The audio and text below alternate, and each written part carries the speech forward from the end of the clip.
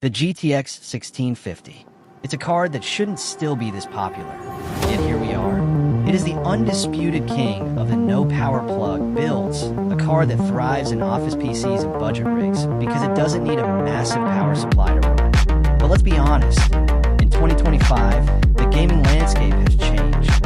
Modern titles are demanding more, and this little 4GB legend is starting to show its age. The question is, can we use software to fight back against obsolescence? Can a simple overclock bridge the gap between a stuttering mess and a smooth experience?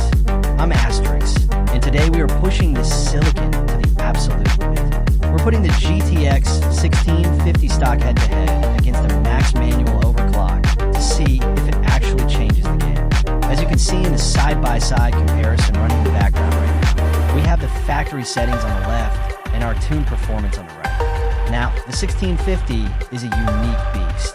Most models don't have a 6-pin power connector, meaning they pull their entire 75-watt power budget directly from the PCIe slot. This creates a hard ceiling. We can't just increase the power limit like you would on an RTX 3080. We have to work within a very tight box. We aren't just fighting the clock speeds. We are fighting the laws of physics and power delivery. For this specific test, I used MSI Afterburner to find the stable edge of this chip. I pushed the core clock by plus 165 MHz and the memory clock by a massive plus 600 MHz. If you look closely at the benchmark numbers on the screen, the data tells a fascinating story. In standard esports titles like Fortnite, Valorant, or Counter-Strike 2, the stock card does a decent job. But notice what happens during heavy combat. When the explosions start and the geometry gets complex. On the stock side, you'll see the frame time spike. Those are the micro stutters that lose you gunfights. Now look at the overclock side. The frame time graph is noticeably flatter.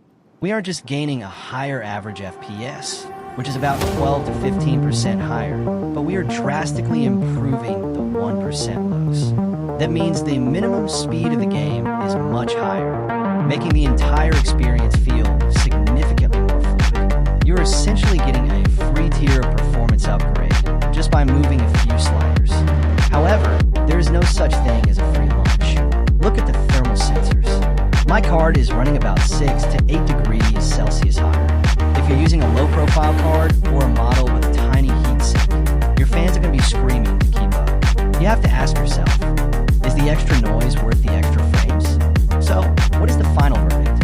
If you're a competitive gamer on a budget, overclocking the GTX 1650 is a no-brainer. It is the difference between dipping into the 40s or staying locked at a playable 60 FPS. It is the final push this card needs to stay relevant in an era of heavy, unoptimized games. What do you think? Are you still rocking the 1650? Or has the 2025 gaming season finally forced you to upgrade? I'm Asterix. Thanks for watching the comparison, and I'll see you in the next one.